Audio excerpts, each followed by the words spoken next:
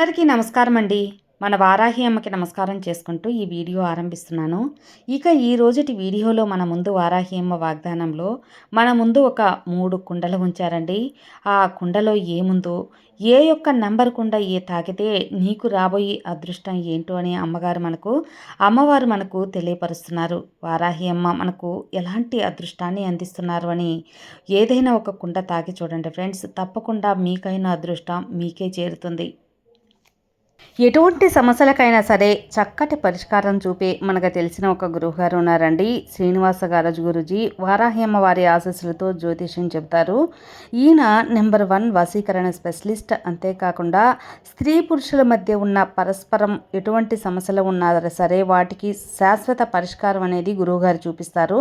నమ్మకంతో ఒక్కసారి గురువుగారిని సంప్రదించినప్పుడు మీ యొక్క సమస్య ఖచ్చితంగా తీరుతుంది. ప్రేమ, పెళ్ళి, ఉద్యోగం, భార్యాభర్తల మధ్య సమస్యలు, సంతాన సమస్యలు, ఇంకా రాజకీయ సమస్యలు, ఇలా ఎలాంటి సమస్యలకైనా సరే 24 గంటల్లోనే 100% సొల్యూషన్ అనేది చూపిస్తారు. ఒక మంచి జ్యోతిష్యం చెప్పించుకోవాలి, ఉన్నది ఉన్నట్టుగా చెప్పించుకొని మా సమస్యలు తీర్చుకోవాలి అనుకునేవారు ఖచ్చితంగా శ్రీనివాస గారు గురూజీని ఫోన్ కాల్ ద్వారా కాంటాక్ట్ చేయండి. గురువుగారిని సంప్రదించవలసిన నంబర్ 9663064444. ఈ నంబర్కి కాల్ చేశారంటే మీకే అర్థమవుతుందండి.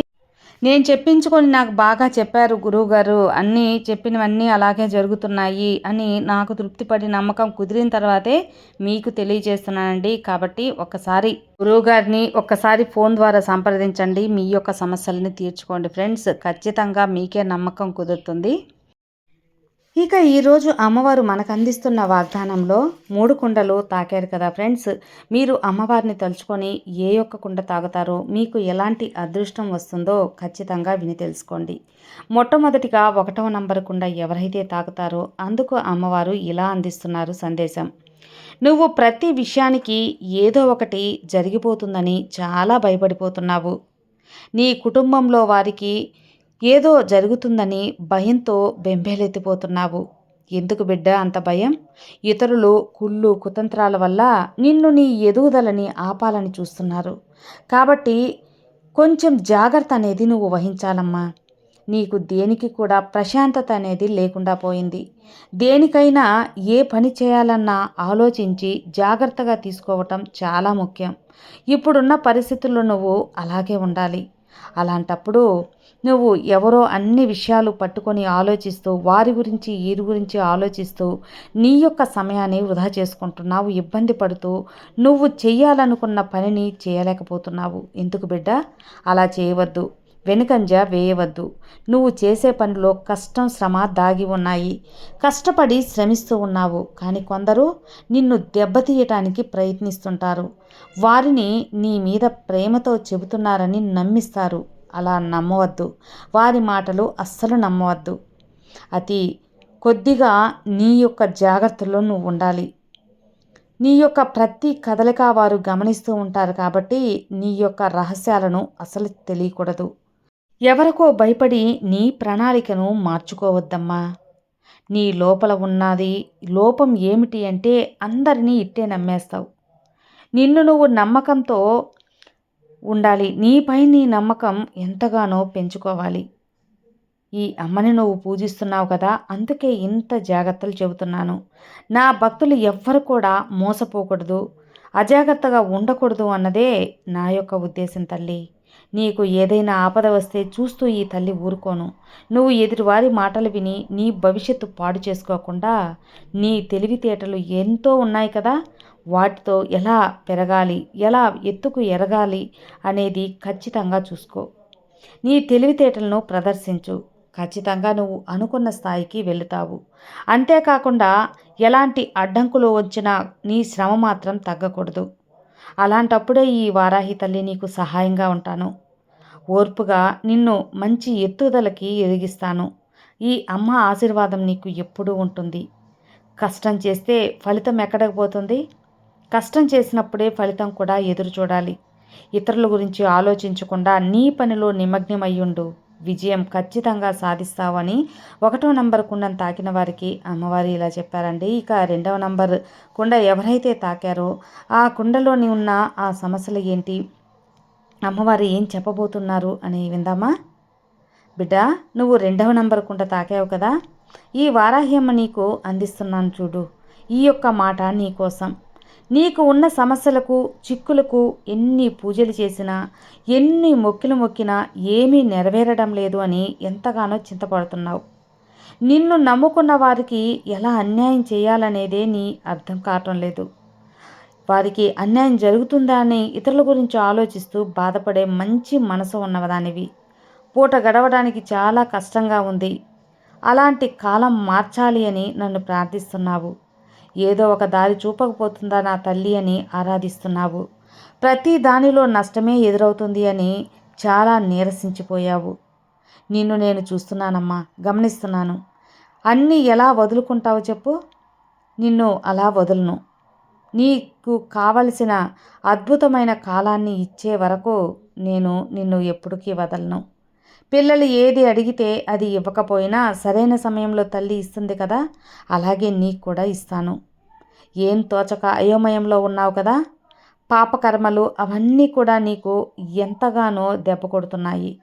అలాంటి సమయంలోనే ప్రతి ఒక్క పంచమి రోజైనా పౌర్ణమి రోజైనా ఈ తల్లిని దేవాలయానికి వచ్చి దర్శించుకో. దగ్గరలో నీకు దేవాలయం లేకపోతే తప్పకుండా ఇంట్లోనే దీపంలో అయినా సరే నా యొక్క రూపాన్ని తలుచుకొని నా నామజపం చేయి. తప్పకుండా నీ యొక్క ప్రాబ్లమ్స్ అనేవి తీరుతాయి తల్లి. నాకు ఎన్నో పూజలు, ఎన్నో ప్రసాద అవసరం లేదు. నాకు ఇష్టమైన ఒక్క పానకం పెడితే చాలు, పరవశించిపోతానమ్మా. నీ కుటుంబం సంతోషంగా వృద్ధి తెస్తాను. నీకు ఎలాంటి కానుకలు అవసరం లేదు. నమ్మకం, ఈ తల్లి మీద నమ్మకం ఉంటే చాలు, నీకు తప్పకుండా నా అనుగ్రహం దొరుకుతుంది. నిన్ను నేను నడిపిస్తూ మంచి దారిలోనే తీసుకెళ్తాను. నీ ప్రతి పనిలో ఈ తల్లి తోడుగా ఉంటాను. చింతపడకు. నువ్వు ప్రతిదానికి బాధపడకుండా ముందుకెళ్తూ ఉండు. ఈ అమ్మ ఆశీర్వాదంతో నీ యొక్క భవిష్యత్ అనేది చక్కగా ఉంటుంది. నువ్వు ఏదైతే చెయ్యాలి అనుకుంటున్నావో అది చెయ్యి. అన్నిట్లో నీకు కష్టం నష్టం కాకుండా ఆదాయాన్ని తెచ్చిపెట్టి మంచి స్థాయిలో ఉంచుతాను.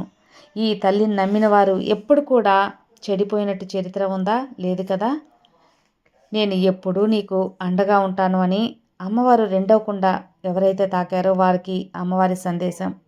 ఇది ఎప్పుడు కూడా 2వ కుండ ఎవరైతే తాకారో ఖచ్చితంగా పంచమి రోజైనా, పౌర్ణమి రోజైనా, శుక్రవారం రోజైనా అమ్మవారి గుడికి వెళ్ళండి. దగ్గరలో అమ్మవారి గుడి లేదు అన్న పక్షంలో మీ ఇంటిలోనే అమ్మవారి పటం కానీ, విగ్రహం కానీ లేదా దీపంలో అయినా అమ్మని దర్శించుకొని అమ్మ నామజపం చేయండి. తప్పకుండా ఆ తల్లి అనుగ్రహం ఉంటుంది అని చెప్తున్నారండి. ఇక 3వ కుండ ఎవరైతే తాకారో వారికి అమ్మవారు ఈ విధంగా చెబుతున్నారు. 3వ కుండ తాకిన నా భక్తునికి ఇప్పటి నుండి నీకు అన్ని శుభ పరిణామాలే. నిన్ను ఎవరైతే అర్థం చేసుకోకుండా ఉన్నారో అందరూ నీ ప్రేమని గుర్తించి నీ దగ్గరకు వస్తారు. నిన్ను బాధ పెట్టిన వారందరికీ అర్థమయ్యేలా చేసి నీ దగ్గరికి వచ్చేలా ఈ తల్లి చేస్తాను. నీలో నచ్చిన గుణం ఏంటో తెలుసా అమ్మా? నీలో ఓర్పు, అలాగే ఈ తల్లి మీద నమ్మకం, ఈ అమ్మ అంటే భక్తి. ఇవి చాలవా నేను నీకు అండగా ఉండేందుకు? నువ్వు ఒక విజేతవు. ఒక విజేతకు కావలసిన లక్షణాలు నీకున్నాయి తల్లి.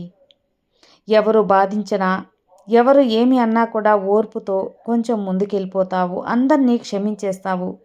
ఎదురు చూసి అందరినీ నమ్ముతావు. ఎవరు ఏది చేసినా పోనీలే అని సర్దుకుపోతావు. ఇది నీలో ఉన్న చాలా మంచి గుణం. ఇంత ఓర్పు గల నా బిడ్డకి నేను కష్టపెడతానా చెప్పు? నువ్వు ఏమనుకుంటావు అంటే నేను బాధపడ్డా పర్వాలేదు, నా అనుకునే వాళ్ళు బాధపడకూడదు అని. ఇది అద్భుతమైన గుణం తల్లి నీలో. ఈ వారాహి అమ్మకి ఈ గుణం అంటే చాలా ఇష్టం. ఎంత కష్టం కలిగినా ఎదుటివారి చెడు కోరకుండా ఉంటే అది భగవంతునికి దాసోహంగా కలిపే ఒక అద్భుతమైన గుణం అది. అందుకే నీ భక్తి అనేది నాకు చాలా నచ్చింది. అందుకే నేను నిన్ను భక్తునిగా స్వీకరించాను. నీలో మంచి లక్షణాలన్నీ ఉన్నాయి కాబట్టే ఈ తల్లి అనుగ్రహం నీకు కలిగింది. నువ్వు ఏమీ అడగవు, కానీ ఒకటి అడిగావు అంటే అది ఖచ్చితంగా నీ భవిష్యత్తు కోసమే. అది తప్పకుండా ఈ తల్లి నీకు చేసి పెడతాను. నీ జీవితాన్ని, నీ భవిష్యత్తును నీకు తీర్చిదిద్దుతాను. నిన్ను బాధ పెట్టిన వారు తప్పు తెలుసుకొని నీ దగ్గరికి వచ్చి క్షమించు అని అడిగి నీతో ఉండేలా నేను అనుగ్రహిస్తాను కదా. నీ కష్ట సమయంలో ఎవరు ఉన్నా లేకపోయినా వారాహి అమ్మని ఒక్క పిలుపుతో పిలువు. ఈ తల్లి ఖచ్చితంగా వస్తుంది. ఈ తల్లి నేను నీకు అండగా ఉన్నంత వరకు ఎవరు నిన్ను ఏమీ చేయలేరు. అలాగే ఏ చెడు ప్రభావము నిన్ను ఏమీ చేయలేదని గుర్తుంచుకో. నిశ్చింతగా ఉండు. ఈ తల్లి అనుగ్రహం నీకు పరిపూర్ణంగా ఉంటుందని 3వ నెంబర్ కుండ ఎవరైతే తాకారో వారికి అమ్మవారు ఇలా చెప్పారండి. అర్థమైంది కదా. అమ్మవారు ఏది చెప్పినా అది సత్యవాక్యే. ఈ తల్లి వాక్కు మీకు నచ్చితే లైక్ చేయండి, మరికొంతమందికి షేర్ చేయండి. కొత్తగా మన ఛానల్ చూస్తే సబ్స్క్రైబ్ చేసుకోండి. మరో మంచి అమ్మవారి వీడియోతో మళ్ళీ కలుద్దాం. అంతవరకు సర్వే జనా సుఖినో భవంతు. జై వారాహి.